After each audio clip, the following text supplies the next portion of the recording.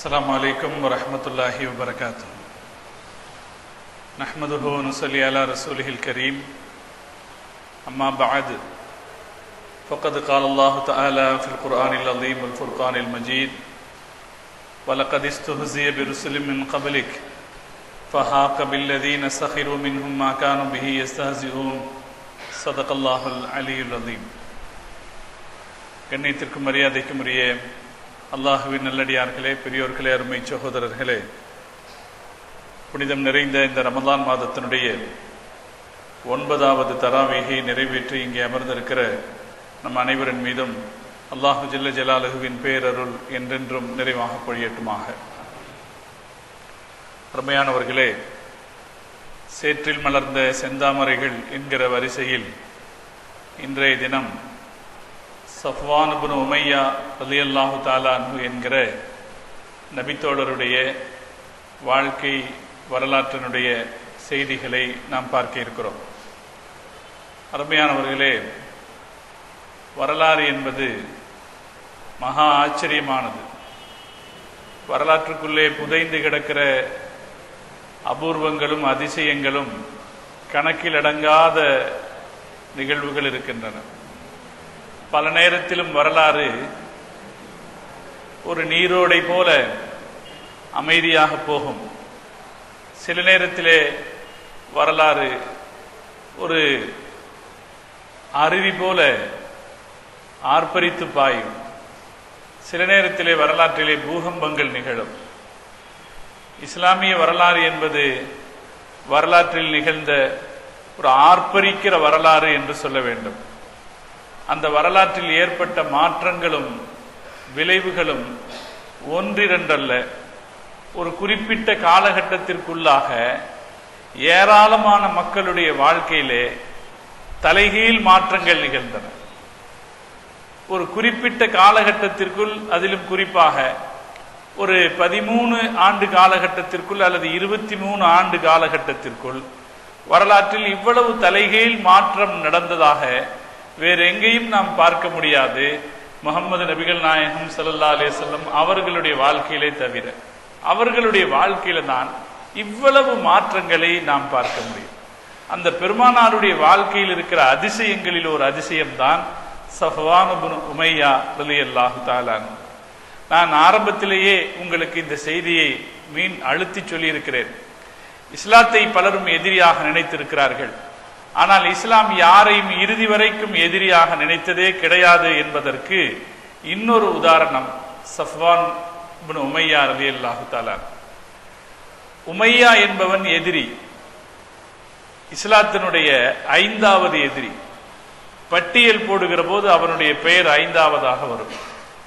Abu Jahl, Abu Lahab, Utba, அவனுடைய சகோதரன் ஷைபா, அதற்கு அடுத்ததாக உமையாவுடைய பெயர் இடம்பெறும். சாதாரணமாக இஸ்லாத்தினுடைய எதிரிகளுடைய பெயர் பட்டியலை வரிசைப்படுத்துகிற போது இப்படித்தான் சொல்லுவார். இதில் 5வதாக இடம்பெறக்கூடியவன் உத்பா. நம்ம சாதாரண கொச்சை வழக்கிலே சொல்வதாக இருந்தால் திமிர் பிடித்தவன் என்ற ஒரு வார்த்தையிலே அவனுடைய மொத்த வாழ்க்கையையும் அவனுடைய இயல்புகளையும் நாம் அடக்கிவிடலாம். பெரும் பணக்காரன், முஹம்மது ஸல்லல்லாஹு அலைஹி வஸல்லம் அவர்களுடைய கடுமையான எதிரியாக இருந்தவன், ரசூல் ஸல்லல்லாஹு அலைஹி வஸல்லம் அவர்களுக்கு எதிரான சதி திட்டங்களை வகை வகையாக யோசித்தவன், முஸ்லிம்களை தொல்லைப்படுத்தக்கூடிய விதங்களையும் வகை வகையாக யோசித்து செயல்பட்டவன் உமையத் இப்னு ஹலஃப். பெருமானார் ஸல்லல்லாஹு அலைஹி வஸல்லம் அவர்களை நேரிலே பார்த்து கேலி கிண்டல் பேசுகிறவன், ரசூல் ஸல்லல்லாஹு அலைஹி வஸல்லம் அவர்களை ஏசுகிறவன். மற்றவர்களிடத்தில் இந்த இயல்பு இருக்கவில்லை. ஆனால் இவனிடத்திலே, அந்த அபூ ஜஹலிடத்தில் இந்த இயல்பு இருக்கவில்லை. பெருமானாரை நேரிலே பார்த்து நேரிலேயே கேலி கிண்டல் செய்கிறது அல்லது நேரிலேயே பெருமானாரை ஏசுகிற இயல்பு இருக்கல. இவனிடத்திலே அந்த இயல்பு இருந்தது. திருக்குரானிலே வைலுல் லிகுல்லி ஹுமஸத்தில் லுமஸா என்ற ஒரு அத்தியாயம் இருக்கிறது. திருக்குரானுடைய அறிஞர்கள் சொல்வார்கள், இவன் விஷயத்திலேதான் அந்த அத்தியாயம் இறங்கியது என்று சொல்வார்கள். கான இதா ரஆ ரசூலுல்லாஹி ஸல்லல்லாஹு அலைஹி வஸல்லம் ஹமஸஹு வ லமஸஹு. பெருமானார் ஸல்லல்லாஹு அலைஹி வஸல்லம் அவர்களை பார்த்தால் அவன் ஏசுவான், நக்கல் நையாண்டி செய்வான். வைலுள்ளி குள்ளி ஹுமசத்தில் லுமசாவுக்கு குறைபேசி புறம்பேசி குறைபேசி திரிபவர்களுக்கு நாசம் என்று கருத்து. புறம்பேசி குறைபேசி திரிபவர்களுக்கு நாசம் என்று கருத்து. இதற்கு விளக்கம் சொல்லக்கூடிய மார்க்க அறிஞர்கள் சொல்வார்கள், ஹுமசா என்றால் வார்த்தையால் குறை பேசுவது, லுமசா என்றால் செயலால் குறை பண்ணுவது. சில பேரை நடிச்சு காமிப்பாங்களா இல்லையா, அல்லது வாய குலைச்சு காமிப்பாங்களா இல்லையா, சில பேருக்கு கண்ணு புருவத்தை உயர்த்தி குறை காட்டுவாங்களா இல்லையா, சிலரை குறைத்து சொல்ற போது புருவத்தை உயர்த்தி அல்லது வாயை கொஞ்சம் கோணி அல்லது முகத்தை கொஞ்சம் கோணி வச்சு குறை சொல்லுவாங்களா இல்லையா, இதற்கு பெயர் லுமசா. மார்க்கம் இப்படி சொல்லுவதை தடை செய்திருக்கிறது. நாம் இதை விட்டு விலகி கொள்ள வேண்டும். சாதாரணமா நம்ம சில நேரத்தில் செஞ்சிருவோம். முகம் சுளிக்கிற மாதிரி சில காரியங்கள், இது மாதிரி கண்ணால் அல்லது கண் புருவத்தால் அல்லது வாய்ச்சுளிப்பால் அல்லது மூக்கு விடைப்பால் நாம் சிலரை குறை பேசி விடுவோம். அப்படி செய்யக்கூடாது. மார்க்கம் அதை தடை செய்திருக்கிறது. வைலுள்ளி குள்ளி ஹுமசத்தில் லுமசா என்ற வார்த்தைக்கு இது அர்த்தம் என்று மார்க்க அறிஞர்கள் சொல்லுவார்கள். இந்த வசனம் இறங்கியதே இவனாலதான். இவன் ரசூல் ஸல்லல்லாஹு அலைஹி வஸல்லம் அவர்களை பார்த்தால் ஹமஸஹு வ லமஸஹு, ஹமஸஹுன்னா ரசூலுல்லாஹ்வை நேரடியாகவே ஏசுவான், வ லமஸஹு தன்னுடைய அங்க அசைவுகளால் பெருமானாரை குறைபடுத்தி காட்டுவான். அப்போது இந்த ஆயத்து இறங்கியது என்று மார்க்க அறிஞர்கள் சொல்வார்கள். இப்ப ரசூல் ஸல்லல்லாஹு அலைஹி வஸல்லம் அவர்களை நேரடியாக குறை பேசி கேலி கிண்டல் செல்லக்கூடிய இயல்புடையவன் உமையா. புது வகையாக முஸ்லிம்களை தொல்லைப்படுத்தியவன் அவன். பிலால் ரலியல்லாஹு தஆலா அவர்களை அவன் தொல்லை கொடுத்ததை வரலாற்று ஆசிரியர்கள் பக்கம் பக்கமாக எழுதுவார்கள். எப்படியெல்லாம் அவன் பிலால் ரலியல்லாஹு தஆலாவை தொல்லைப்படுத்தினான். அவனுடைய அடிமையாகத்தான் பிலால் ரலியல்லாஹு தஆலா அவர்கள் இருந்தார்கள். இஸ்லாத்தை ஏற்றுக்கொண்ட காரணத்தால் அவனுக்கு தோன்றிய சிந்தனையில் தான் அவருடைய உடலை வெறுமையிலாக்கி சுடுகிற பாலைவன மணலிலே படுக்க வைத்தான். படுக்க வைத்தது மாத்திரமல்ல, அத்தோடு அவனுடைய குரோதம் அடங்கிவிடவில்லை. அவன் படுக்க வைக்கிற போது, அவரை அடிக்கிற போது சொல்லுவான், லாத்து உஸ்ஸாவை ஏற்றுக்கொள், முகம்மதை விட்டுவிடு என்றவன் சொல்லி சொல்லி அடிப்பான். ஆனால் அதை அவர் கேட்க மாட்டார். அஹது அஹது என்றே சொல்லிக் கொண்டிருப்பார். அதனால் அந்த பாலைவனத்திலே சுடுமணலிலே வெறுமேலோடு அவரை படுக்க வைத்தவன் அவருடைய நெஞ்சின் மீது பாறாங்கல்லை தூக்கி வைத்தான். தாங்க முடியாத பாறாங்கல்லை அவன் தூக்கி வைத்தான் என்றெல்லாம் நாம் படிக்கிறோமே. இது எல்லாமே உமையாவுக்கு வந்த யோசனை. ஹஸரத் அம்ர் இப்னு ஆஸ் ரலியல்லாஹு தஆலா அவர்கள் சொல்கிறார்கள், நான் என் கண்ணால் பார்த்தேன். ரமலா என்கிற இடத்திலே பிலால் ரலியல்லாஹு தஆலா அவர்களை சுடுகிற மாலை மணலிலே படுக்க வைத்து அவருடைய மேலே ஒரு பாறாங்கல்லை வைத்து அவரை அடிக்கிற போது அவர் சொல்லுகிறார், நீங்கள் என்னை துண்டு துண்டாக்கினாலும், என் சதைகளை தனித்தனியாக்கினாலும், என் சதை கூட என்ன சொல்லும் என்றால், அன காஃபிரும் பில்லாத்தி வல் உஸ்ஸா, லாத்தையும் உஸ்ஸாவையும் நிராகரிக்கிறேன் என்றே சொல்லும். பிலால் ரலியல்லாஹு தஆலா சொன்னான், என் உடலை துண்டு துண்டாக்கி என் சதையை தனியாக பிரித்தாலும் என் சதை கூட என்ன சொல்லும், லாத்து உஸ்ஸாவை நிராகரிக்கிறோம் என்று சொல்லும் என்று சொன்னால் மீண்டும் கடுமையான அடி.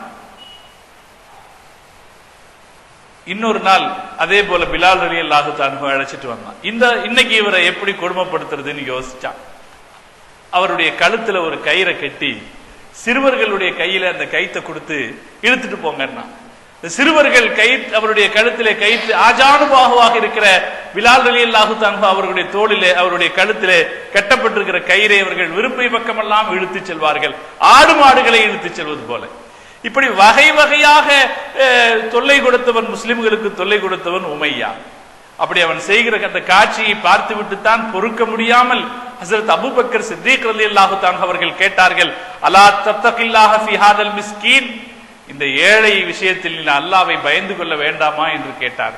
அப்பதான் அவன் சொன்னான், ஓ, நீ இவர் மீது கருணை காட்டுகிறது தான் இவருக்கு இந்த துணிச்சல் வர்றதுக்கு காரணம். நீங்கெல்லாம் இப்படி கருணை காட்டுவதுதான் இந்த அடிமைகளுக்கு இப்படி துணிச்சல் வருவதற்கு காரணம் என்றார். ஹஸரத் அபூபக்கர் சித்தீக் ரலியல்லாஹு தஆலா அவர்கள் கேட்டார்கள், ஒருவேளை நான் ஒரு காரியம் சொல்கிறேன், நீ கேட்கிறாயா என்றார். என்னிடத்திலே ஒரு அடிமை இருக்கிறார், ரொம்ப கெட்டிக்கார அடிமை இருக்கிறார். அந்த அடிமையை நான் உனக்கு தந்து விடுகிறேன், நீ இந்த அடிமை எனக்கு தந்து விடுகிறாயா என்று கேட்டார். அப்போது அவன் சொன்னான், அபூபக்கர், நீ பதில் சொல்லாம இருந்தா கூட நான் சும்மாவே கொடுத்திருப்பேன், எனக்கு இவன் தேவையில்லைன்னார்.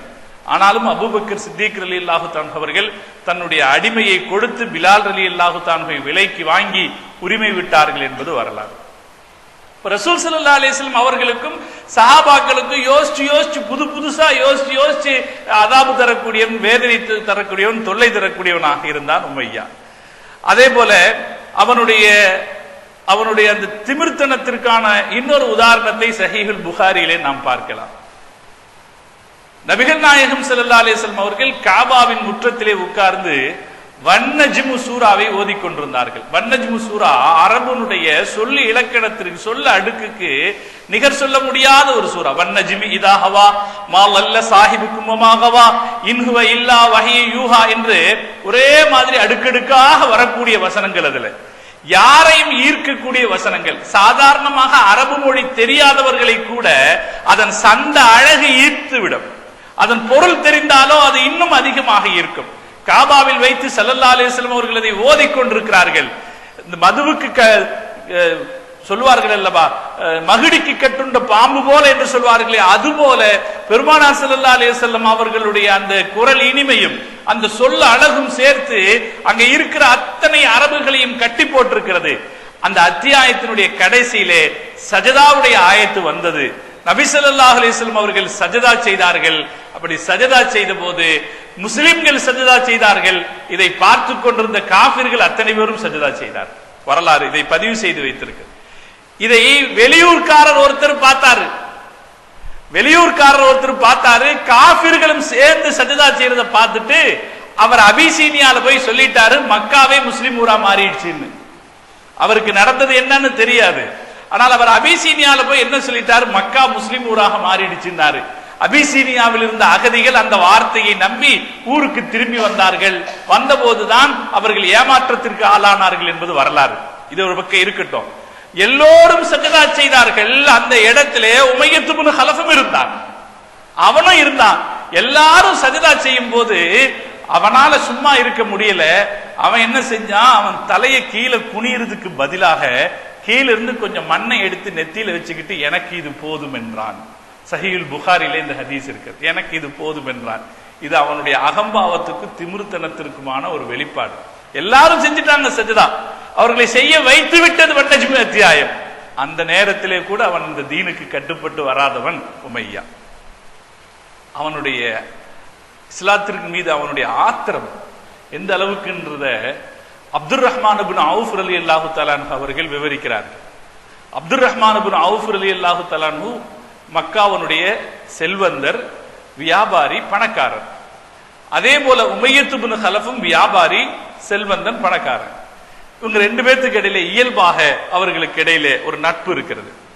அப்துர் ரஹ்மான் இப்னு அவுஃப் ரலியல்லாஹு தஆலா அன்ஹு ஆரம்ப முஸ்லிம்களில் ஒருவராக இஸ்லாத்தை தழுவி விடுகிறார். இஸ்லாத்தை தழுவிய பிறகு அவருடைய பெயரை அப்துர் ரஹ்மான் என்று மாற்றிக்கொள்கிறார். இப்னு இஸ்ஹாக் அறிவிக்கிற ஒரு அறிவிப்பிலே அப்துர் ரஹ்மான் இப்னு அவுஃப் ரலியல்லாஹு தஆலா அன்ஹு சொல்றாங்க, உமையாவுக்கும் எனக்கும் இடையே நல்ல நட்பு இருந்தது. அவன் எனக்கு சதீகம்பி மக்கா, மக்காவில் நல்ல தோழனாக இருந்தான். என்னுடைய பழைய பெயர் வகான இஸ்மி அப்து அம்ரு, என்னுடைய பழைய பெயர் அப்து அம்ரு. நான் முஸ்லிமாக மாறின பிறகு என்னுடைய பெயரை அப்துர் ரஹ்மான் என்று நான் மாற்றிக்கொண்டேன். மாத்திக்கிட்ட பிறகு என்ன அவன் வந்து பார்த்து அவன் என்னுடைய பழைய பெயரை சொல்லி சொன்னா, என்ன உன் தாய் தகப்ப வச்ச பேரை நீ மாத்திட்டியே என்று சொன்னான். நான் சொன்னேன், ஆமா நான் முஸ்லீம் ஆகிவிட்டேன், அதனால் நான் மாற்றிக்கொண்டேன் என்று சொன்னான். சொன்ன பிறகு அதுக்கு அப்புறம் அப்துர் ரஹ்மான் இப்னு அவுஃப் ரலியல்லாஹு தஆலா அன்ஹு எங்க பார்த்தாலுமே யா அப்து அம்ரு என்று தான் கூப்பிடுவான். அப்துர் ரஹ்மான் கூப்பிட மாட்டான், யா அப்து அம்ரு. அவன் சொல்லுவானா, எனக்கு இந்த ரஹ்மான் என்றால் என்னன்னு தெரியாது. ரஹ்மான் என்கிற வார்த்தை அரபுகளுக்கு புதியது, அது இஸ்லாமிய வார்த்தை. அதனால அவன் சொல்லுவான், இந்த ரஹ்மான்ங்கிறது எனக்கு தெரியாது, அதனால நான் ரஹ்மான் கூப்பிட மாட்டேன், அப்து அம்ரு என்று தான் கூப்பிடுவேன் என்று அப்து அம்ரு என்று கூப்பிடுவானா. ஹஜ்ரத் அப்துர் ரஹ்மான் இப்னு அவுஃப் ரலியல்லாஹு தஆலா அன்ஹு சொல்றாங்க, இதுக்கு பின்னால எந்த இடத்திலாவது அவன் என்னை அப்து அம்ரு என்று கூப்பிட்டால் நான் திரும்பி பார்க்க மாட்டேன். அதுக்கப்புறம் ஒரு நாள் அவன் என்கிட்ட வந்தான், ஃப்ரெண்டு தான், நண்பன் தான், என்கிட்ட வந்தான். அவன் சொன்னா, இந்த பாருங்க, நீ வச்சிருக்கிற பேரு எனக்கு பிடிக்கல, உன் பழைய பேரையும் நீ விரும்பல, அப்துல் ரஹ்மான் இப்னு அவுஃப் இடத்திலே அவன் சொல்லுகிறான், உன்னுடைய பழைய பேரை நீ விரும்ப மாட்டேங்கிற, அந்த பேரை சொல்லி கூப்பிட்டா திரும்பி பார்க்க மாட்டேங்கிற, அப்துல் ரஹ்மான் சொல்றதுக்கு எனக்கு விருப்பம் இல்லை, அதனால நம்ம 2 பேரும் சேர்ந்து ஒரு சமரச முடிவுக்கு வருவோமா அப்படின்னு சொன்னான். முடிவுக்கு வரலாமான்னு கேட்டு அதுக்கு பிறகு நான் வேணா ஒண்ணு பண்றேன், எனக்கு இலாஹுங்கிற வார்த்தை எங்கள்கிட்ட ஏற்கனவே இருக்கு, அதனால உன்னை நான் அப்துல் இலாஹ்னு கூப்பிடுறேன். எப்படி இருக்கான் பாருங்க. அப்ப அவனுடைய வெறுப்பு எந்த அளவுக்கு இருக்கு பாரு.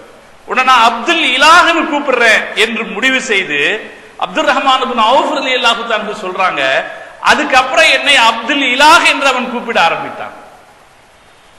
அப்படின்னா அவனுக்கு எவ்வளவு தூரம் ஒரு வஞ்சமும் வக்கிரமும் அவனுக்கு குரோதமும் இந்த மார்க்கத்தின் மீது இருக்கக்கூடும். எங்க பார்த்தாலும் அப்துல் இலாஹ் என்றுதான் அப்துல் ரஹ்மான் இப்னு அவுஃப் ரலியல்லாஹு தஆலா கூப்பிடுவான். அவர்களும் அவனோடு பேசுவார்கள்.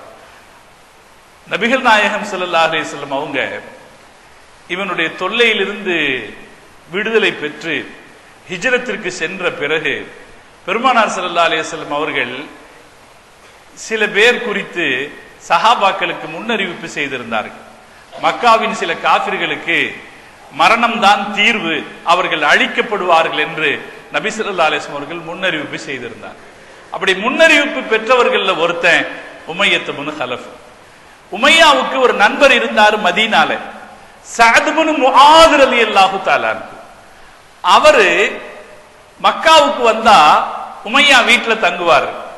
உமையா மதீனாவுக்கு போனா அவர் வீட்டுல தங்குவான். இஸ்லாத்துக்கு முன்னாடி 2 பேருக்கும் இடையே வியாபார தொடர்பும் நட்பும் இருந்தது. 2 பேரும் ஊர் தலைவர்கள். பெருமானார் ஸல்லல்லாஹு அலைஹி வஸல்லம் அவர்கள் ஹிஜ்ரத்திற்கு போன பிறகு சஅத் இப்னு முஆத் ரலியல்லாஹு தஆலா அவர்கள் உம்ரா செய்வதற்காக வேண்டி மக்காவுக்கு வர்றாங்க. வழக்கப்படி உமையாவுடைய வீட்டிலே தங்குகிறார்கள். உமையா சஹீஹ் புகாரில இந்த ஹதீஸ் வருது. உமையா கிட்ட சொல்றாங்க, கூட்டம் கம்மியா இருக்கிற ஒரு நேரமா பாரு, தவாஃப் செய்யணும்ங்கறாங்க.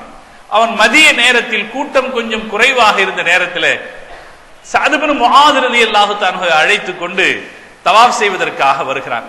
இவர்கள் தவாஃப் செய்து கொண்டிருக்கிற போது அபூ ஜஹல் சஅத் ரலியல்லாஹு தஆலாவை பார்க்கிறான். பார்த்துட்டு அவன் கேட்கிறான், அல் அராக ததூஃபி பி மக்கத ஆமினா வகத ஆவைத்துமுஸ் ஸபாத வஸஅம்தும் அன்னகும் தன்சுரூனஹும் வ துஈனூனஹும். எங்க ஊர்ல இருந்து மதம் மாறி போனவங்களுக்கு நீங்க அடைக்கலம் கொடுத்துட்டு இங்க நிம்மதியா தவாஃப் செய்றீங்களா?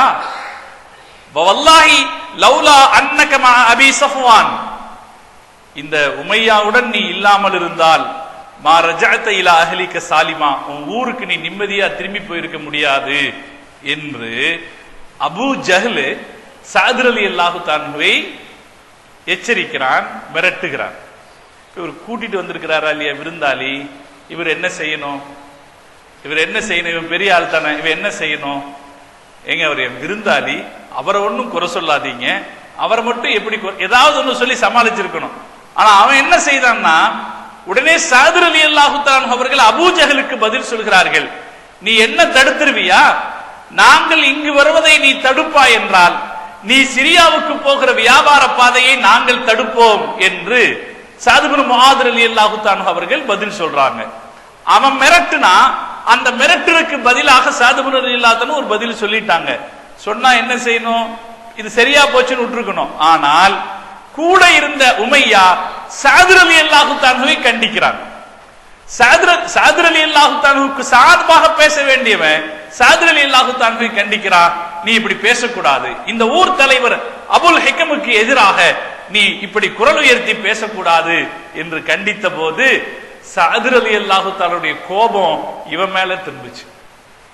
அப்ப சஅத் ரலியல்லாஹு தஆலா சொன்னாங்க, முஹம்மது ஸல்லல்லாஹு அலைஹி வஸல்லம் அவர்கள் சொல்ல நான் கேட்டிருக்கிறேன், அவர்கள் உன்னை கொல்வார்கள், இன்னஹும் காத்திலூக, உன்னை அவர்கள் கொல்வார்கள் என்று முஹம்மது சொல்ல நான் கேட்டிருக்கிறேன் என்று சஅத் இப்னு முஆத் ரலியல்லாஹு தஆலா ஒரு வார்த்தை சொன்னாங்க. சொன்ன உடனே அவனுக்கு ஏற்பட்டது பீதி. ஏன்னா சொன்னது யார்? முஹம்மது ஸல்லல்லாஹு அலைஹி வஸல்லம் அவர்கள் சொல்லி இருக்கிறார்கள் தெரிஞ்ச உடனே அவன் மனசுக்குள்ள ஒரு பயம் வந்துருச்சு. நேரா அவன் மனைவி கிட்ட போனா, மனைவி கிட்ட சொன்னா, என்ன நடந்துச்சு தெரியுமா? நமக்கு மதீனாலிருந்து வந்தாரே நம்முடைய விருந்தாளி, அவர் என்ன சொன்னார் தெரியுமா?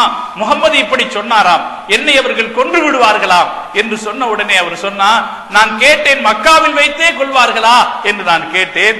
அப்ப அவர் சொன்னாரு, எங்க வச்சு கொள்வாங்கன்னு தெரியாது, ஆனால் உன்னை அவர்கள் கொன்று விடுவார்கள் சொன்னாங்கன்றது மட்டும் தெரியும்னாரு. மனைவி கிட்ட சொல்றான், வல்லாஹி லா அக்ருஜு மின் மக்கா, இனிமேல் நான் மக்காவை விட்டு வெளியவே போக மாட்டேன், இனிமேல் நான் மக்காவை விட்டு வெளியவே போக மாட்டேன்னு மக்காவுக்குள்ளேயே இருந்தான். பத்ர் யுத்தத்தினுடைய நேரம் வந்தது. அபூஜஹல் எல்லோரையும் யுத்தத்திற்கு தயாராக திரட்டுகிறான். வாங்க வாங்கன்னு வீடு வீடாக போய் ஒவ்வொருவரையாக திரட்டுகிறான். உமையத் பின் ஹலஃப் தலைவன், இவன் வீட்டுக்குள்ள உட்கார்ந்திருக்கான், வரமாட்டேன்னு. அவனிடத்துல போய் பேசுகிறான், உன்னை மாதிரி தலைவர்கள் எல்லாம் வராமல் இருந்து விட்டால் மற்றவர்கள் என்ன செய்வார்கள், நீ வந்தாக வேண்டும் என்று வலியுறுத்துகிறான். உமையா வெளியே வருவதாக தெரியல. உடனே அவன் ஒரு வேலை செஞ்சான். அவனுக்கு ஒரு கையால் இருந்தா, மோசமான கையால், உக்பத் பின் அபி முஐத் என்கிற கையால் இருந்தான். அவனை கூப்பிட்டு, இவன் வராம வீட்டுக்குள்ளேயே உட்கார்ந்திருக்கான், இவனை கொண்டு வர வைக்கிறது ஓம் பொறுப்பு என்று சொன்னான். உக்பத் பின் முஐத் ஒரு வேலை செய்தான். பெண்கள் கூந்தலை காய வைப்பதற்காக சாம்பிராணி போடுகிற சட்டி ஒன்று இருக்கும் சாதாரணமா அவங்க பழக்கத்துல. அந்த சட்டி நிறைய நெருப்பை எடுத்து கொண்டு போய் அவன் வீட்டுல கொண்டு போய் அவன் பக்கத்துல வச்சுட்டான். அதுக்கு அர்த்தம் என்னன்னா, நீ பொம்பளைன்னு அர்த்தம். நம்ம ஊர்ல சொல்லுவோமா இல்லையா, நீங்க எல்லாம் சேலை கட்டிக்க வேண்டியதுதான் அல்லது வளையல் போட்டுக்க வேண்டியதான் சொல்லுவோமா இல்லையா, அது போல நீ ஒரு பொம்பளை என்பதற்கு அடையாளம் போல ஒரு சட்டி நிறைய நெருப்பை கொண்டு போய் போட்டு சாம்பிராணி புகை காட்டுற மாதிரி கொண்டு போய் அவன் முன்னாடி வச்சான். அவனுடைய கோபமும் தன்மானமும் எந்திரிச்சுது. உடனே நான் யுத்தத்துக்கு போறேன்னு சொல்லி மனைவி கிட்ட சொன்னான், எனக்கான ஆயத்தங்களை தயார் பண்ணுன்னு. மனைவி சொன்னா, உன்னுடைய மதீனா தோழர் சொன்னதை மறந்து விட்டாயா என்று கேட்டார். அவன் சொன்னா, நான் மறக்கல, நான் போக மாட்டேன், கொஞ்ச தூரம் இவர்களோட போகிற மாதிரி போக்கு காட்டுவேன், கொஞ்ச தூரம் போயிட்டு நான் திரும்பி வந்து விடுவேன் என்று சொன்னான். அப்படித்தான் மனசில்லாமல் பத்ர் யுத்தத்திற்கு அவன் புறப்பட்டான். பத்ர் யுத்தத்திற்கு அவன் புறப்பட்டு ஒவ்வொரு இடத்திலேயும் பாளையம் இறங்கி தங்குகிற போது திரும்பி போயிடலாம், யாருக்கும் தெரியாமல் காரணம் சொல்லிவிட்டு போய்விடலாம் என்று நினைப்பான். ஆனால் ஒவ்வொரு இடத்திலையும் தாண்டி தாண்டி வந்து பத்ர் களத்திற்கே வந்து விட்டான். பத்ர் களம், யுத்தம் தொடங்குகிறது. யுத்தம் கொடூரமாக நடந்து போர்க்களத்தின் காட்சிகள் மக்காவின் காபிர்களுக்கு எதிராக இருக்கிற நேரத்தில் அப்துர் ரஹ்மான் இப்னு அவுஃப் ரலியல்லாஹு தஆலா அவர்கள், ஏற்கனவே அவருக்கும் இவனுக்கும் உறவு இருக்குது, அவர்கள் ஒரு இடத்திலே இவனை பார்க்கிறார்கள். உமையாவையும் அவனுடைய மகனையும் பார்க்கிறார்கள். இவர்களை நாம் கைதியாக பிடித்துக் கொண்டு போய் விடலாம் என்று அப்துர் ரஹ்மான் இப்னு அவுஃப் ரலியல்லாஹு தஆலா நினைக்கிறார். பழைய நட்பு இருக்கிறது, அதனாலே அந்த நட்பின் அடிப்படையிலே இவனுடைய உயிரை பாதுகாத்து இவனை கைதியாக பிடித்துக் கொண்டு போய் விடலாம் என்று நினைக்கிறார்கள். அவர்களுடைய கையிலே வைத்திருந்த உருக்கு சட்டைகள் சிலவற்றை அவன் கேட்கிறான், அதை அவனுக்கு கொடுக்கிறார்கள். அதை கொடுத்து அவனை பாதுகாக்கலாம் என்று நினைக்கிற கட்டத்தை பற்றி சொல்லுகிற போது அப்துர் ரஹ்மான் இப்னு அவுஃப் ரலியல்லாஹு தஆலா அவர்கள் சொல்கிறார்கள், போர்க்களத்தில் என்னை அவன் பார்த்தான். போர்க்களத்தில் என்னை அவன் பார்த்த போதும் என்னை அவன் எப்படி கூப்பிட்டான் என்றால் அப்துல் இலாஹ் என்றுதான் கூப்பிட்டான். யுத்த காலத்திலே அவன் ஆளுங்க எல்லாரும் இறந்து போயிட்டாங்க. அந்த நேரத்திலே அவனுக்கு ஆதரவு தரக்கூடிய ஒரு நபராக அப்துர் ரஹ்மான் இப்னு அவுஃப் ரலியல்லாஹு தஆலா இருக்கிறாங்க. அந்த இடத்துல கூட அப்துர் ரஹ்மான் இப்னு அவுஃப் என்று கூப்பிடல, அப்துல் இலாஹ் என்று கூப்பிட்டான். நான் திரும்பி பார்த்தேன், என் பக்கத்துல இருந்தான். பக்கத்துல இருந்தவன் என்கிட்ட கேட்டான், நீ கையில வச்சிருக்கிறிய உருக்கு சட்டை அதை எனக்கு கொடுத்துரு என்று கேட்டான். நான் அதை அவனுக்கு கொடுத்து விட்டேன். பிறகு அவனை ஒரு பக்கமாக அழைத்து சென்று, என்னோடு வா, நான் உன்னை பாதுகாப்பாக வைத்துக் கொள்கிறேன் என்று சொன்னேன். அப்படி அழைத்துக் கொண்டே ஒரு மலையோரமாக நான் வந்து ஒரு மேட்டின் மீது ஏறுகிற போது பிலால் ரலியல்லாஹு தஆலா அவர்கள் பார்த்து விட்டார்கள். தூரத்தில் இருந்து பிலால் ரலியல்லாஹு தஆலா அவர்கள் பார்த்து விட்டார்கள். பார்த்தவர்கள் அங்கிருந்தே சப்தமிட்டார்கள், ரஸுல் குஃப்ர், காஃபிர்களின் தலைவன், இன் நஜவுது இன் நஜா, அவன் தப்பிவிட்டால் நான் தோற்றுவிட்டேன், அவன் தப்பிச்சுட்டானா நான் தோத்துட்டேன் அர்த்தம், எனவே அவனை தப்ப விடக்கூடாது என்று சப்தமிட்டார். உடனே மக்களை பார்த்து அவர் கூப்பிட ஆயத்தமான போது அப்துர் ரஹ்மான் இப்னு அவுஃப் ரலியல்லாஹு தஆலா அவங்க சொல்றாங்க, இவன் என் கைதி, இவன் என் கைதி, விட்டு விடுங்கள் என்றார்கள். பிலால் ரலியல்லாஹு தஆலாவுடைய காதில் அது உழுகல. பிலால் ரலியல்லாஹு தஆலா, யா மாஷரல் அன்சார், அன்சாரிகளே வாங்கன்னு கூப்பிட்டாங்க. கூப்பிட்ட உடனே மக்கள் ஒரு குழு இவனை நோக்கி பாய்ந்து வந்தது. அப்துர் ரஹ்மான் இப்னு அவுஃப் ரலியல்லாஹு தஆலா அவர்கள் கடைசியாக அவனை காப்பாற்றுவதற்காக முயற்சி செய்தாங்க. இவர்கள் பின்னால் அவர்கள் துரத்தி கொண்டு வரும்போது இவங்க முன்னால ஓடுறாங்க. ஒரு கட்டத்தில் அவர்களுடைய கவனத்தை திசை திருப்புவதற்காக இவன் கூட இருந்த மகனை அந்த பக்கம் தள்ளி விட்டான்.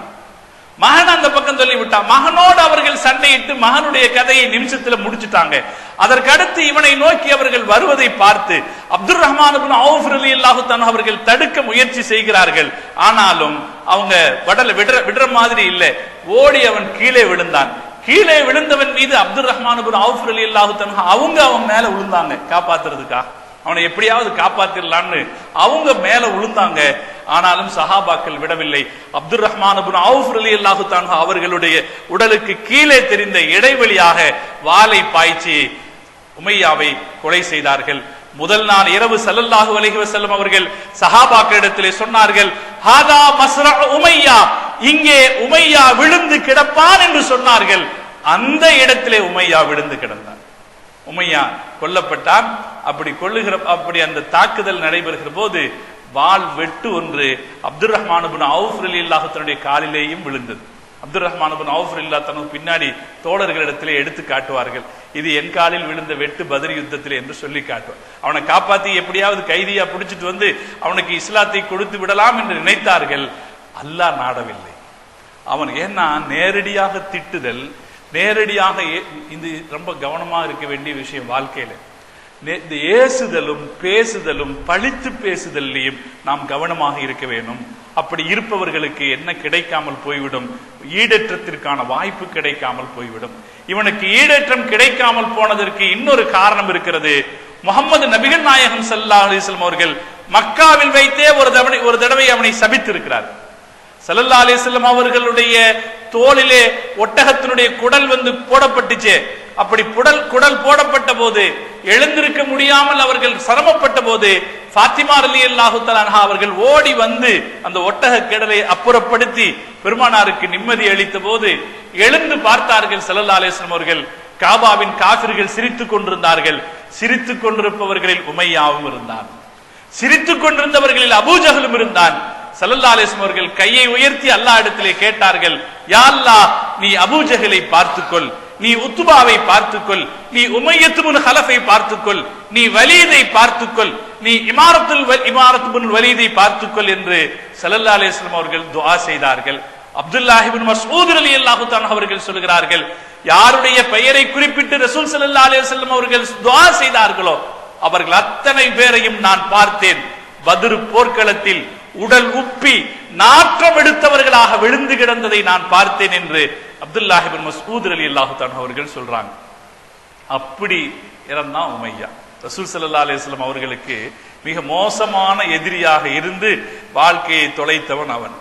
அவனுடைய மகன் சஃப்வான் ரலியல்லாஹு தஆலா, அவரும் பத்ர் யுத்தத்திற்கு பிறகு இஸ்லாத்தின் கடுமையான எதிரியாகத்தான் இருந்தார். அவருக்கும் கோபம் இஸ்லாத்தின் மீது. அதுவும் பத்ர் யுத்தத்திலே அவருடைய தகப்பனாரை இழந்த பிறகு அவருக்கு நிம்மதியே இருக்கல. பத்ர் யுத்தம் முடிந்து கொஞ்ச நாள் கழித்து மக்காவினுடைய காபாவின் முற்றத்திலே அவரும் அவருடைய உறவினராக இருந்த உமைர் இப்னு வஹபும் பேசிக்கொண்டிருக்கிறார்கள்.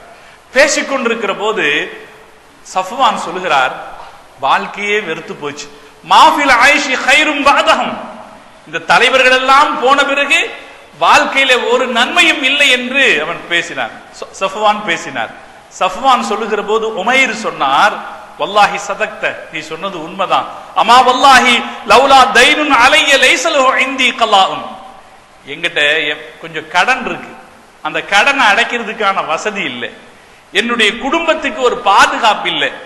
இது மட்டும் இருக்கும் என்றால், என்னுடைய கடன் அடைந்து என் குடும்பத்திற்கு ஒரு பாதுகாப்பு கிடைக்கும் என்றால் நான் போய் முஹம்மதை கொன்று விடுவேன் சொன்னார். நான் போய் முஹம்மதை கொல்லுவேன். அப்ப சஃப்வான் சொன்னார், இவ்வளவு தானே, கவலையை விடுங்க, உங்க கடனை நான் அடைக்கிறேன், உங்க குடும்பம் இனி என் குடும்பம், நீ ஆக வேண்டியதை பாருன்னார். உமைர் சொன்னாரு, இது நமக்கும் உனக்கு இடையில இருக்கிற விஷயம், இதை பத்தி நீ வேற யாருகிட்டையும் பேசிடக்கூடாது, நான் அடுத்து என்ன செய்யணுமோ அதை நான் பாத்துக்கிறேன்னு சொல்லிட்டார். சொன்ன பிறகு உமைர் சந்தைக்கு போய் ஒரு கத்தி வாங்கி கத்தியிலே விஷத்தை தடவி எடுத்து அதை மறைத்து வைத்துக் கொண்டு, அவருடைய மகன் வஹபு பத்ர் யுத்தத்தில் கைதியாக இருந்தார். எனவே அந்த கைதியை மீட்க வருவது போல மதீனாவுக்கு வந்தார். மதீனாவில் வந்து மஸ்ஜிதுன் நபவியினுடைய முற்றத்திலே அவனுடைய ஒட்டகத்திலே இருந்து அவன் கீழே இறங்குகிறான். தூரத்திலே இருந்து ஹஸ்ரத் உமர் ரலியல்லாஹு தஆலா அவர்கள் அதை பார்த்து கொண்டிருந்தார்கள். அவனை பார்த்துவிட்டு உமர் ரலியல்லாஹு தஆலா அவர்கள் சொன்னார்கள், ஹாதல் கல்பு அதுவுல்லாஹ், இந்த நாய் அல்லாஹ்வின் எதிரி, இந்த நாய் அல்லாஹ்வின் எதிரி. மஜா இல்லா பிஷர், இவன் தீய நோக்கத்தில் தவிர வரவில்லை, இவன் தீய நோக்கத்தில் தான் வந்திருக்கிறார் என்று ஹஸரத் உமர் ரலியல்லாஹு தஆலா அவர்களுக்கு அந்த ஃபராசத் என்கிற ஒரு அறிவு, ஒரு ஆற்றல் அவர்களுக்கு இருந்தது. ஆட்களை பார்த்தாலே இவங்க எப்படிப்பட்டவன் என்று உணர்ந்து கொள்ளக்கூடிய ஒரு ஆற்றல் ஹஸரத் உமர் ரலியல்லாஹு தஆலாவுக்கு இருந்துச்சு. அதனாலே அவங்க அப்படி சத்தம் போட்டுட்டு ஓடி வந்தாங்க ரசூலுல்லாஹ் கிட்ட. ஸல்லல்லாஹு அலைஹி வஸல்லம் சொன்னாங்க, யா நபி அல்லாஹ், பெருமானார் ஸல்லல்லாஹு அலைஹி வஸல்லம் அவர்கள் யாரையும் அனுமதித்து விடுவார்கள், யாரையும் தடுக்க மாட்டாங்க. அதனால ரசூலுல்லாஹ்ட்ட வந்து சொன்னாரு, யா ரசூலல்லாஹ், ஹதா அதுவுல்லாஹி உமைர் இப்னு வஹப், அல்லாஹ்வின் எதிரி உமைர் இப்னு வஹப் வந்திருக்கிறார். முத்தவஷ்ஷிஹன் ஷைஃபஹு, மதீனாவுக்கு வரும்போது அவர் எப்படி வரணும்னா வாள் எடுக்காம வரணும். ஆனா இவன் வாளோடு வந்திருக்கிறார் என்று கேட்டபோது ஸல்லல்லாஹு அலைஹி வஸல்லம் சொன்னாங்க, ஃபஅத்கில்ஹு அலைய, அவரை உள்ள விடுங்கன்றாங்க. ரசூல் ஸல்லல்லாஹு அலைஹி வஸல்லம் உள்ள விடுங்கன்றாங்க. அதுக்கு மேல ஏதாவது சொல்ல முடியுமா? ஒன்னும் செய்ய முடியாது. பக்கத்தில் இருந்த அன்சாரி சஹாபாக்களை பார்த்து உமர் ரலியல்லாஹு தஆலா சொன்னாங்க, அவன் வர்றான், நீங்க எல்லாரும் அவன் பக்கத்துல இருந்துக்குங்க, கவனமா பாருங்க. ஃபஇன்ன ஹாதல் கபீஸ கைரு மஅமூன், இவன் நம்ப தகுந்தவன் அல்ல என்று உமர் ரலியல்லாஹு தஆலா அவர்களை எச்சரித்த பிறகு வெளியே வந்து அவன் கழுத்துல கத்தியை வச்சுக்கிட்டே உள்ள நடத்தி கூட்டிட்டு வந்தாங்க. கழுத்துல கத்தியை வச்சுக்கிட்டே கூட்டிட்டு வந்தாங்க.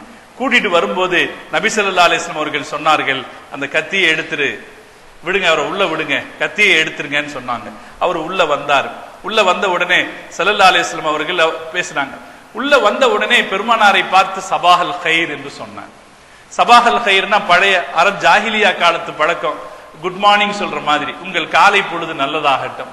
ரசூல் ஸல்லல்லாஹு அலைஹி வஸல்லம் சொன்னாங்க, எங்களுக்கு அல்லாஹ் இதைவிட சிறந்த ஒரு மாற்றை கொடுத்திருக்கிறான், எனவே நாங்கள் இந்த வார்த்தையை சொல்வதில்லை என்று சொன்ன பிறகு பெருமானார் அவர்கள் அவரிடத்திலே கேட்டார்கள், மா ஜாஅ பிக யா உமைர், என்ன நோக்கத்திற்காக நீங்கள் வந்திருக்கிறீர்? கால, அவன் சொன்னான், என்னுடைய மகனை விடுதலை செய்வதற்காக வந்திருக்கிறேன். ஜிஅத்து லிஹாதல் அஸீர் அல்லதி ஃபீ ஐதீக்கும், உங்கள் கையிலே இருக்கிற என் மகனை விடுதலை செய்வதற்காக நான் வந்திருக்கிறேன், அவரை பார்த்து நீங்கள் விடுதலை செய்து விடுங்கள் என்று பணிவாக கேட்பது போல கேட்டான். ரசூல் ஸல்லல்லாஹு அலைஹி வஸல்லம் அவர்கள் கேட்டார்கள், எங்களிடத்திலே கைதியாக இருக்கிற மகனை விடுதலை செய்வதற்கு நீ வந்திருக்கிறாய் என்றால் இந்த வாள் உன் கையிலே எதற்கு என்று ஸல்லல்லாஹு அலைஹி வஸல்லம் அவர்கள் கேட்டார்கள். உடனே அவன் சொன்னான், ரொம்ப நடிச்சார், இது என்ன பெரிய வாள், எல்லோரும் ஒரு பாதுகாப்புக்காக கையில வச்சிருக்கிறது தானே, இதில் என்ன இருக்கிறது, இதை போய் இவ்வளவு பெரிதாக நீங்கள் பேசுகிறீர்களே என்று அவன் நடித்தான். நடித்த போது ஸல்லல்லாஹு அலைஹி வஸல்லம் அவர்கள் சொன்னார்கள், உஸ்துக்னி மல்லதி ஜிஅத பிஹி, உண்மை சொல், நீ எதற்காக வந்தாய் என்று கேட்டார்கள். திரும்பவும் அவன் சொன்னான், மா ஜிஅது இல்லா லிதாலிக், என் மகனை விடுதலை செய்வதற்காகத்தான் நான் வந்தேன் என்று சொன்னான். கால ஸல்லல்லாஹு அலைஹி வஸல்லம், பெருமானார் ஸல்லல்லாஹு அலைஹி வஸல்லம் அவர்கள் சொன்னார்கள், பல் கஅத்த அன்த வ ஸஃப்வான் இப்னு ஹுஜ்ரா வ ஸஃப்வான் இப்னு உமையா ஃபில் ஹிஜ்ர், நீயும் ஸஃப்வான் இப்னு உமையாவும் காபாவுக்கு பக்கத்தில் இருக்கிற ஹத்தீமில் உட்கார்ந்து பேசிக் கொண்டிருந்தீர்கள். ஹத்தீம்னா காபாவுக்கு பக்கத்துல ஒரு சதுரமான ஒரு வளைவு இருக்கா இல்லையா, பிரைவட்ட வடிவு வளைவு இருக்கா இல்லையா, அதுக்கு ஹத்தீம்னு பேரு. ஹத்தீமுக்கு உள்ள இருக்கிற பகுதிக்கு ஹிஜ்ர இஸ்மாயில்னு பேரு. ஸல்லல்லாஹு அலைஹி வஸல்லம் அவர்கள் அந்த இடத்தை குறிப்பிட்டு சொல்கிறார்கள், நீயும் ஸஃப்வான் இப்னு உமையாவும் ஹிஜ்ரில் உட்கார்ந்து பேசிக் கொண்டிருந்தீர்கள். ஃபதகர்துமா அஸ்ஹாபல் கலீப், உங்களுடைய தலைவர்கள் பத்ரில் கொல்லப்பட்டதை பற்றி நீங்கள் பேசிக் கொண்டிருந்தீர்கள். ஃபகுல்த, நீ சொன்னாய், லௌலா தைனுன் அலைய, எனக்கு கொஞ்சம் கடன் இருக்கிறது, அந்த கடன் இல்லை என்றால், என் குடும்பத்தை பாதுகாப்பதற்கு ஒரு ஏற்பாடு இருக்கும் என்றால் நான் முஹம்மதை போய் கொன்றுவிட்டு வந்து விடுவேன் என்று நீ சொன்னாய். அப்படி சொன்ன போது ஸஃப்வான் உனக்கு சொன்னார், உனக்கான ஏற்பாடுகளை நான் பார்த்துக் கொள்கிறேன், உன் கடனுக்கு நான் பொறுப்பு, உன் குடும்பம் என்னுடைய குடும்பம் என்று அவன் சொன்னான். நீ கடை வீதிக்கு போய் ஒரு கத்தியை வாங்கி அதில் விஷம் தோய்த்து கொண்டு இங்கே வந்திருக்கிறாய் என்று சொன்னபோது அடுத்த கணம் உமைர் ரலியல்லாஹு தஆலா அவர்கள் சொன்னார்கள், அஷ்ஹது அன்னக ரசூலல்லாஹ், நீங்கள் அல்லாஹ்வின் தூதர் என்று நான் சாட்சி சொல்கிறேன் என்று அடுத்த கணம் அவர் இஸ்லாத்தை தழுவினார். மதீனாவிலே இருந்தார். தன்னுடைய மகனை விடுதலை செய்வதற்காக அல்ல, பெருமானார் ஸல்லல்லாஹு அலைஹி வஸல்லம் அவர்களை கொலை செய்கிற திட்டத்தோடு ஸஃப்வானுடைய தூதுவராக வந்த உமைர் ரலியல்லாஹு தஆலா அவர்கள் இஸ்லாத்தை ஏற்றுக்கொண்டு விட்டார்கள். இது எப்ப நடக்கிறது? ஹிஜ்ரி 2வது வருஷம் நடக்கிறது. பத்ர் யுத்தம் எப்ப நடந்துச்சு? பத்ரி யுத்தம் எப்ப நடந்துச்சு? ஹிஜ்ரி 2வது வருஷம் பத்ரி யுத்தம் நடந்துச்சு. ஹிஜ்ரி 2வது வருஷம் உமைர் இஸ்லாத்தை ஏத்துக்கிட்டார். சஃப்வான் இஸ்லாத்துக்கு வரல. சஃப்வான் அப்போதும் இஸ்லாத்தின் எதிரியாக இருந்தார். ஹிஜ்ரி 3வது வருஷம் உஹது யுத்தம் நடந்தது. உஹது யுத்தத்தில் 70 சஹாபாக்கள் ஷஹீதாக்கப்பட்டார்கள். அப்படி சஹாபாக்களை ஷஹீதாக்கியதில் முக்கிய பங்கு வகித்தவர்களில் சஃப்வானும் ஒருவர். முஸ்லிம்களுக்கு மிகப்பெரிய தோல்வியை கொடுக்க காரணமாக இருந்தவங்க 2 பேரு. ஒன்னு காலித் இப்னு வலீது, இன்னொன்று சஃப்வான் இப்னு உமையா. இந்த இருவரும் மக்கா குறைஷிகளுடைய குதிரைப்படைக்கு பொறுப்பாளர்களாக இருந்தார்கள். இந்த இருவரும் தான் முஸ்லிம்களை தாக்கி திடீர் என்று தாக்கி 70 பெருமக்களை ஷஹீதாக்கினார்கள். உஹது யுத்தத்திலே அவர் முஸ்லிம்களுக்கு எதிராக இருந்தார். அதற்கு அடுத்து ஹந்தக் யுத்தத்திலேயும் முஸ்லிம்களுக்கு எதிராக அவர் கலந்து கொண்டார். பிறகு பெருமானார் ஸல்லல்லாஹு அலைஹி வஸல்லம் அவர்களை எதிர்த்து போரிடுகிற சந்தர்ப்பம் வரல.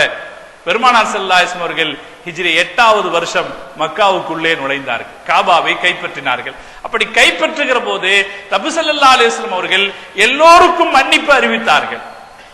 யாரெல்லாம் அங்கே இருக்கிறார்களோ அவர்கள் அத்தனை பேருக்கும் மன்னிப்பு அறிவித்தார்கள். 8 பேர்களை மட்டும் மன்னிக்க முடியாது என்று சொன்னார்கள். ஏற்கனவே இக்ரிமாவுடைய வரலாற்றில் நாம் இதை பார்த்திருப்போம். 8 பேருக்கு மன்னிப்பு கிடையாது என்றார்கள். அப்படி மன்னிப்பு கிடையாது என்று அறிவிக்கப்பட்டவர்களில் சஃப்வானும் ஒருவர். இதை தெரிந்து கொண்டு சஃப்வான், நாம் மக்காவில் இருந்தோம் என்றால் நம்முடைய கதை முடிந்துவிடும் என்று கருதி தற்கொலை செய்து கொள்வதற்காக கடலை தேடி போனார். கடலிலே கப்பலில் போய் கடலிலே விழுந்து தற்கொலை செய்து கொள்றேன் என்று சொல்லிக்கொண்டு மக்காவை விட்டு புறப்பட்டார். மக்காவுக்குள்ளே முஹம்மது ஸல்லல்லாஹு அலைஹி வஸல்லம் அவர்கள் வந்தபோது பெருமானாரோடு வந்தார் உமைர் இப்னு வஹப் ரலியல்லாஹு தஆலா. அவரும் வந்தார், சஹாபியாக வந்தார். வந்தவர் தன்னுடைய நண்பனை தேடுகிறார். எங்க வந்து கேட்டா பக்கத்தில் இருந்தவங்க எல்லாம் சொல்றாங்க தற்கொலை பண்ணிக்கிறதுக்காக ஜித்தாவுக்கு போயிட்டான், ஜித்தால தான் கடல் இருக்கு, ஜித்தாவுக்கு போயிட்டான்னு சொல்றாங்க. உடனே அவருக்கு ஒரு மனசுக்குள்ளே ஒரு இரக்கம் பிறக்கிறது, ஒரு சோகம் ஏற்படுகிறது. நேர ரசூல் ஸல்லல்லாஹு அலைஹி வஸல்லம் இடத்திலே போய் சொல்கிறார், யா ரசூலல்லாஹ், என்னுடைய நண்பர் சஃப்வானுக்கு நீங்கள் அடைக்கலம் தர வேண்டும் என்று கேட்கிறார். பெருமானார் ஸல்லல்லாஹு அலைஹி வஸல்லம் அவர்களை நீங்கள் அந்த இடத்திலே கவனிக்கிறீர்கள். ரசூல் ஸல்லல்லாஹு அலைஹி வஸல்லம் அவர்களை நாம் அந்த இடத்திலே கவனிக்கிறோம். தன்னை கொல்லுவதற்காக ரகசியமாக ஆள் அனுப்பியவர் என்று பார்க்கவில்லை. தன்னுடைய எதிரியின் மகன் என்று ரசூல் ஸல்லல்லாஹு அலைஹி வஸல்லம் அவர்கள் பார்க்கவில்லை. இறுதியாக மரண தண்டனை தரப்பட்டு விட்டவன் என்று பெருமானார் ஸல்லல்லாஹு அலைஹி வஸல்லம் அவர்கள் பார்க்கவில்லை. அவரும் இந்த தீனுக்குரியவராக மாறுவதற்கு ஒரு வாய்ப்பு இருக்கும் என்றால் அந்த வாய்ப்பை தருவதற்கு ஸல்லல்லாஹு அலைஹி வஸல்லம் அவர்கள் தயாராக இருந்தார்கள். யாரையும் எதிரியாக பெருமானார் பார்க்கல. நான் உங்களுக்கு அடைக்கலம் தருகிறேன் என்றார். அவருக்கு அடைக்கலம் தர்றேன். நாங்க இந்த வார்த்தையை வாங்கி கொண்டு சஃப்வான் வேகமா உமைர் இப்னு வஹப் ரலியல்லாஹு தஆலா வேகமாக ஜித்தாவுக்கு வந்தார். ஜித்தா கிட்டத்தட்ட 80 கிலோமீட்டர் தொலைவில் இருக்கு. எங்கேயாவது உளுந்து துவைச்சிட கூடாது, ஒரு வேகமாக ஓடி வந்தார். ஜித்தாவினுடைய கடற்கரை பகுதியிலே அவரை பார்த்து விட்டார், சஃப்வானை பார்த்து விட்டார். சஃப்வான் ஒரு படகிலே இருக்கிறார். இவர் கீழே இருந்து அவரை பார்க்கிறார். உனக்கு நீ வா என்று கூப்பிடுகிறார். இவர் வருகிறார் என்பதை சஃப்வான் பார்த்துவிட்டு சஃப்வான் என்ன நினைக்கிறார் என்றால் உமைர் என்னை கொல்ல வருகிறார் என்று நினைக்கிறார். சஃப்வானுக்கு தெரியாது அவர் என்ன நோக்கத்தில் வர்றாரு. சஃப்வான் நினைக்கிறார் உமைர் என்னை கொல்ல வருகிறார். ஏன்னா அவர் முஸ்லிம் ஆயிட்டாரு. பெருமானார் சஃப்வானை கொல்லுவதற்கு உத்தரவிட்டிருக்கிறார்கள். எனவே உமைர் தன்னை கொல்லத்தான் வருகிறார் என்று அவர் நினைக்கிறார். நம் நட்பை வைத்தாவது நீ என்னை விட்டுவிடலாம் அல்லவா என்று உமைரை பார்த்து சஃப்வான் கேட்கிறார். உமைர் சொன்னாரு, நான் சிறந்த மனிதரிடத்திலே இருந்து வந்திருக்கிறேன். ஜிஅதுக மின் அபர்ரின் நாஸ், மக்களில் சிறந்தவரிடத்திலே இருந்து நான் வந்திருக்கிறேன். உபகாரி இடத்திலே இருந்து வந்திருக்கிறேன். பொறுமையாளர் ஒரு பெரிய மௌலோதே ஓதுனார் அந்த இடத்துல.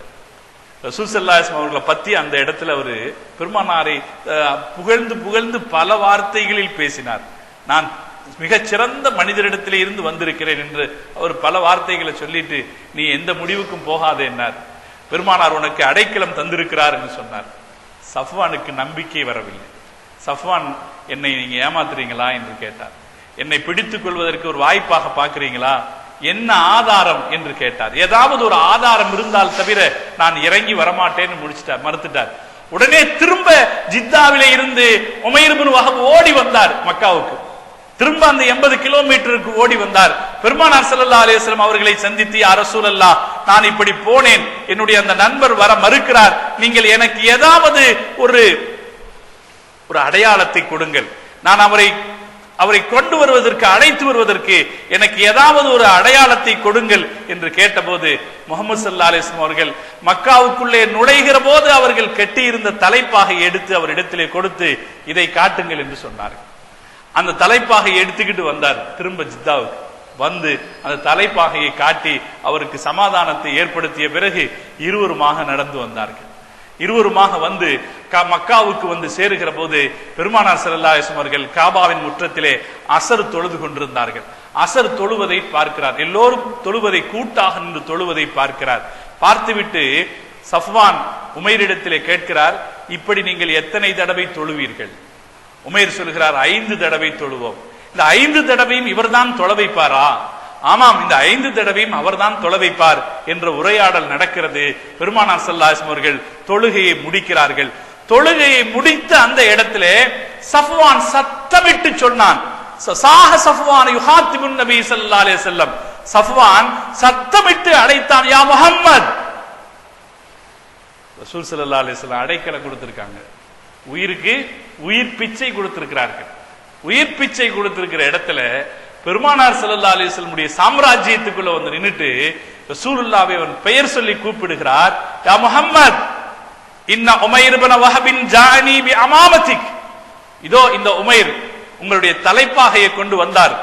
வ ஸைமக அன்னக தஅவுதனி இலல் குதூமி அலைக். நான் உங்ககிட்ட வரணும்னு நீங்க கூப்பிட்டதாக அவர் என்கிட்ட சொல்றார். உங்ககிட்ட வரணும்னு நீங்க கூப்பிட்டதாக அவர் என்கிட்ட சொல்றார். ஃபைன் ரலீது அம்ரன்,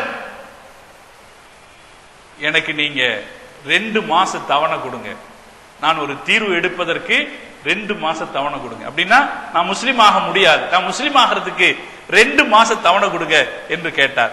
உடனே ஸல்லல்லாஹு அலைஹி வஸல்லம் அவர்கள் அங்கிருந்து கொண்டே அவனை அழைக்கிறார்கள். அவர் வந்து அதுவரைக்கும் அவன் உட்கார்ந்திருந்த குதிரையிலிருந்து கீழே இறங்கல, ஒட்டகத்திலிருந்து கீழே இறங்கல. ஸல்லல்லாஹு அலைஹி வஸல்லம் அவர்கள் தான் தொழுகையிலே உட்கார்ந்திருந்த இடத்திலே இருந்து அவனை அழைத்தார்கள். உன்சுல் அபா வஹப், அபூ வஹபே இறங்குங்கள் என்றார்கள். பேரை சொல்லி கூப்பிடுறதுதான் சாதாரணமா. அவன் எப்படி சொன்னான்? யா முஹம்மதுன்னு சொன்னான். காரண பெயர் சொல்லி கூப்பிடுறது வந்து பெருமையாக அழைக்கிற விஷயம். கண்ணியமாக இருக்கிறவங்களை தான் காரண பெயர் சொல்லி கூப்பிடுவாங்க. ரசூல் ஸல்லல்லாஹு அலைஹி வஸல்லம் அவர்கள் சஃப்வானை காரண பெயர் சொல்லி கூப்பிட்டார்கள். உன்சுல் அபா வஹப், அபூ வஹபே இறங்குங்கள். கால சஃப்வான், சஃப்வான் சொன்னாரு, இல்ல நான் இறங்க மாட்டேன். ஹத்தா தபையன்லி, நீங்க எனக்கு விளக்கமா சொல்ற வரைக்கும். 2 மாசம் நான் கேட்டேனா இல்லையா? 2 மாசம் எனக்கு வாய்ப்பு தருவீங்களா? அது வரைக்கும் நான் இறங்க மாட்டேன். அப்ப ஸல்லல்லாஹு அலைஹி வஸல்லம் அவர்கள் சொன்னார்கள், பல் தஸீரு அர்பஅத ஷஹரின், 2 மாதம் அல்ல, உங்களுக்கு 4 மாதம் தருகிறேன் என்றார்கள் ஸல்லல்லாஹு அலைஹி வஸல்லம். 2 மாசம் கேட்டார். ரசூல் ஸல்லல்லாஹு அலைஹி வஸல்லம் சொன்னாங்க, 4 மாசம் தர்றேன் நாங்க. அப்ப 4 மாதம் பெருமானாரிடத்திலே இருந்த அடைக்கலம் பெற்ற பிறகு அவர் குதிரையில இருந்து கீழே இறங்கினார். பிறகு மக்களோடு எல்லாரும் பலந்து கொண்டார். இது ரமலான் மாசத்திலே நடந்துச்சு. ஹிஜ்ரி 8வது வருஷம் ரமலான் மாசத்திலே ஸல்லல்லாஹு அலைஹி வஸல்லம் அவர்கள் மக்காவை கைப்பற்றினார்கள். மக்காவை கைப்பற்றிய உடனே ஒரு உடனடி விளைவாக என்ன நடந்தது என்றால், மக்காவுக்கு பக்கத்தில் இருந்த பழங்குடி இனத்தவர்கள் எல்லாம் ஒன்று திரண்டு பெருமானாருக்கு எதிராக திடீர் என்று ஒரு போருக்கு வர ஆயத்தமானார். இது ரமலான் மாசத்திலே நடக்கிறது. அவர்கள் அடுத்து ஒரு யுத்தத்திற்கு தயாராகிறார்கள். எனவே அந்த ஷவ்வால் மாசத்திலே ஸல்லல்லாஹு அலைஹி வஸல்லம் அவர்கள் இன்னொரு யுத்தத்திற்கு புறப்பட்டார்கள். அந்த யுத்தத்திற்கு பெயர் ஹுனைன் யுத்தம். ஹிஜ்ரி 8 ரமலான் மாசத்திலே மக்கா வெற்றி கிடைத்தது. அதே ஹிஜ்ரி 8 ஷவ்வால் மாசத்திலே ஹுனைன் யுத்தத்திற்காக முஸ்லிம்கள் போகிறார்கள். எதிரிகள் பெரிய எண்ணிக்கையில் இருக்கிறார்கள். முஸ்லிம்கள் 10,000க்கு மேல் இருக்கிறார்கள். ரசூலுல்லாஹ் மக்காவிலே இருந்தே கிளம்புகிறார்கள். போதிய பண வசதி பெருமானார் இடத்தில் இருக்கல. இப்ப யார் பணக்காரன்? சஃப்வான் இப்னு உமையா பணக்காரர். ரசூல் ஸல்லல்லாஹு அலைஹி வஸல்லம் அவர்கள் சஃப்வான் இப்னு உமையாவை அழைத்து 40,000 தங்க நாணயங்கள், 40,000 திர்ஹங்கள் கடன் வேணும் என்று கேட்டார்கள். 40,000 திர்ஹங்கள் கொடுங்கள் என்று கேட்டார்கள். சஃப்வான் கேட்டார், அகஸ்பன், என்ன பறிக்கிறீங்களா? என்ன பறிக்கிறீங்களா? காசு பறிக்கிறீங்களா? ரசூல் ஸல்லல்லாஹு அலைஹி வஸல்லம் சொன்னார், லா பல் ஆரியத்தம், நான் கடனா தான் கேட்கிறேன், பறிக்கல, கடனா தான் கேட்கிறேன். அவற்றிருந்த ஆயுதங்களை ஸல்லல்லாஹு அலைஹி வஸல்லம் அவர்கள் வாடகைக்கு எடுத்துக்கொண்டார். அவன் ஒரு பெரிய ஆயுத வியாபாரியாக இருந்ததனாலே ஆயுதங்களை வாடகைக்கு எடுத்துக்கொண்டார்கள் ஸல்லல்லாஹு அலைஹி வஸல்லம் அவர்கள்.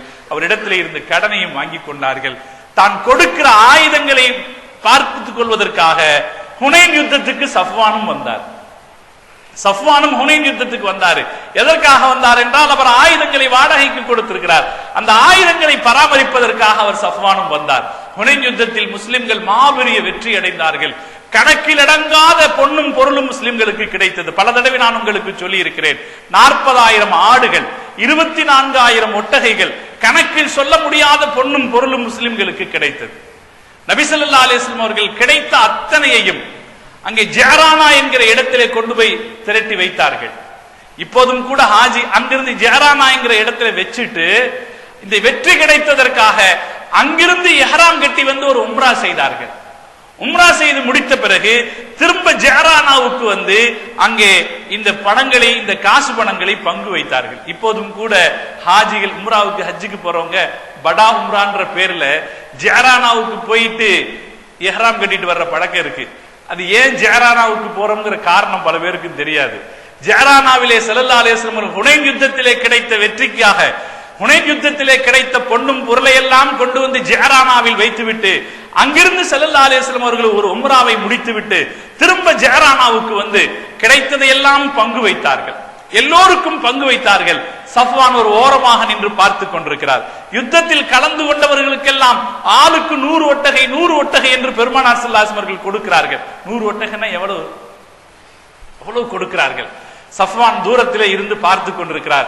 ரசூல் ஸல்லல்லாஹு அலைஹி வஸல்லம் அவர்கள் சஃப்வானை அழைத்தார்கள். உங்களுக்கு 100 ஒட்டகை என்று அவருக்கு 100 ஒட்டகை கொடுத்தார்கள். எதுக்காக? தன்னுடைய ஆயுதங்களை பாதுகாத்துக் கொள்வதற்காக வந்தவருக்கு 100 ஒட்டகை கொடுத்தார்கள். திரும்ப இன்னொரு 100 ஒட்டகை கொடுத்தார்கள். திரும்ப இன்னொரு 100 ஒட்டகையாக 300 ஒட்டகைகளை ஸல்லல்லாஹு அலைஹி வஸல்லம் அவர்கள் அவருக்கு கொடுத்தார்கள். கொடுத்துட்டு போயிட்டாரு. அவர் அந்த பக்கம் இருந்து ரசூல் ஸல்லல்லாஹு அலைஹி வஸல்லம் அவர்கள் அடுத்தவர்களுக்கு கொடுத்து கொண்டிருந்தார்கள். அடுத்தவர்களுக்கு கொடுத்து கொண்டிருக்கிற போது பெருமானார் ஸல்லல்லாஹு அலைஹி வஸல்லம் அவர்கள் பார்த்தார்கள், சஃப்வான் அங்கே இருந்து தன்னுடைய கடைக்கண்ணால் பக்கத்திலே இருக்கிற ஒரு வாதி, ஒரு ஓடை பகுதியை பார்க்கிறார்.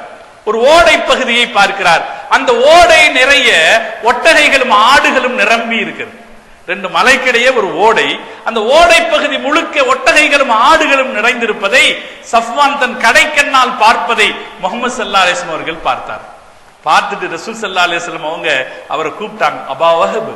அப்போ ரசூலுல்லாஹ் அவர் வந்து காரண பேர் சொல்லித்தான் கூப்பிட்டாங்க. அபா வஹப் யுஜிபுக ஹாத ஷாபு, இது உங்களுக்கு பிடிச்சிருக்கான்னு கேட்டாங்க. இது உங்களுக்கு பிடிச்சிருக்கான்னு கேட்டாங்க. அவர் சொன்னாரு, நஹம், ஆம் எனக்கு பிடிச்சிருக்கிறது என்றார். பெருமானார் ஸல்லல்லாஹு அலைஹி வஸல்லம் அவர்கள் சொன்னார்கள், ஹுவ லக வமா ஃபீஹி, இது எல்லாம் உங்களுக்கு தான்.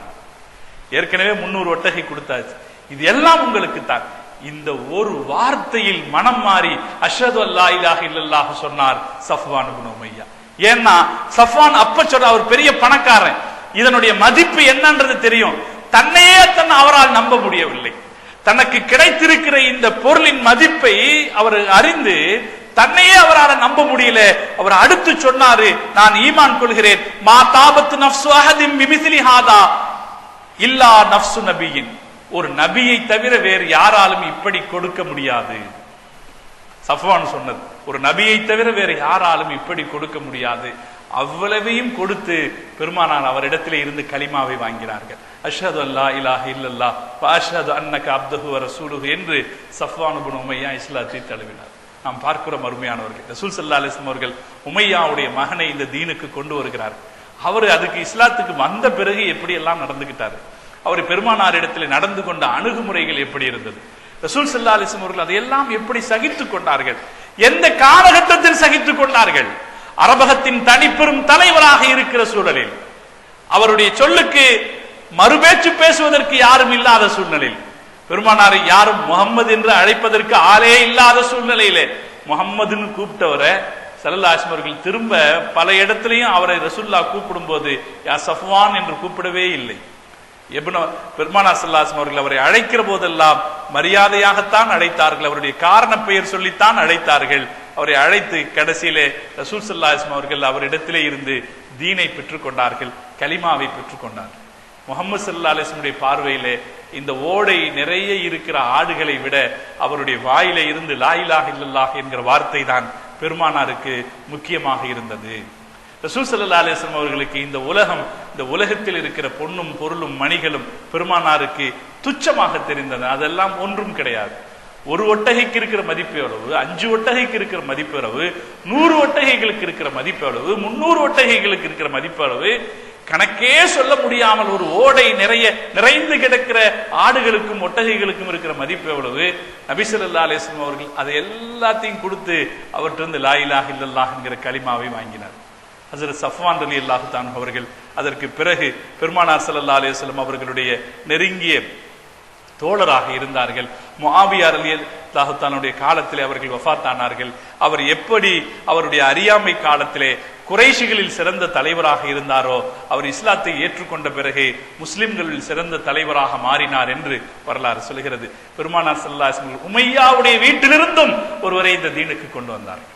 இது ரசூல் ஸல்லல்லாஹு அலைஹி வஸல்லம் வாழ்க்கையிலிருந்து நமக்கு கிடைக்கிற பாடம். இந்த தீன் யாரையும் எதிரியாக பார்ப்பதில்லை என்பது மாத்திரமல்ல, எந்த விலை கொடுத்தாவது மக்களை நல்வழிப்படுத்த வேண்டும் என்பதில் ரசூல் ஸல்லல்லாஹு அலைஹி வஸல்லம் இருக்கிற இந்த ஆர்வத்தையும் அக்கறையும் இது நமக்கு வெளிப்பாட்டுகிறது. அல்லாஹு ஜல்ல ஜலாலுஹு இந்த மார்க்கத்தை இப்படித்தான் வளர்த்தார். இந்த தீன் இப்படித்தான் வளர்த்து எடுக்கும். ஒருத்தரையும் விடல ரசூல் ஸல்லல்லாஹு அலைஹி வஸல்லம். யாரையும் போனா போகட்டும் அப்படின்னு ஸல்லல்லாஹு அலைஹி வஸல்லம் விடல. பைபிளில் ஒரு வாசகம் இருக்கிறது. ஒரு ஆடு மேய்க்கக்கூடிய இளைஞர், ஒரு ஆடு மேய்க்கக்கூடிய இடையனிடத்துல 100 ஆடுகள் இருக்கும்போது, இந்த 100 ஆடுகளில் ஒரு ஆடு தப்பி ஓடும் என்றால், அந்த இடையன் நம்மிடத்திலே 99 இருக்கிறதே என்று நினைத்து கொண்டிருக்க மாட்டான். தப்பி ஓடி அந்த ஒரு ஆட்டுக்கு பின்னால் ஓடுவான் என்று பைபிளில் ஒரு செய்தி இருக்கிறது. அதுபோலத்தான் சீர்திருத்தவாதிகள், ஒரு ஆள் தானே போனால் போகட்டும் என்று அவர்கள் நினைக்க மாட்டார்கள். ஒரு ஆளாக இருந்தாலும் அவரை எப்படி தம்பயப்படுத்துவது என்று நினைப்பார்கள். அதுதான் சீர்திருத்தவாதியினுடைய இயல்பு. முஹம்மது ஸல்லல்லாஹு அலைஹி வஸல்லம் அவர்கள் இந்த தீனை இப்படித்தான் வார்த்தெடுத்தார்கள் என்கிற வரலாற்றுக்கு சஃப்வான் இப்னு உமையா ரலியல்லாஹு தஆலா அவர்கள் ஒரு உதாரணம். அல்லாஹு ஜல்ல ஜலாலுஹு இந்த பெருமக்களின் ஈமானிய வாழ்வை கேட்பதன் வழியாக நம்முடைய வாழ்க்கையில் அல்லாஹ் ஈமானிய வெளிச்சத்தை தந்தல் புரிவானாக என்று பிரார்த்தனை செய்து நிறைகிறேன். வாஹிர் தஅவானா அனில்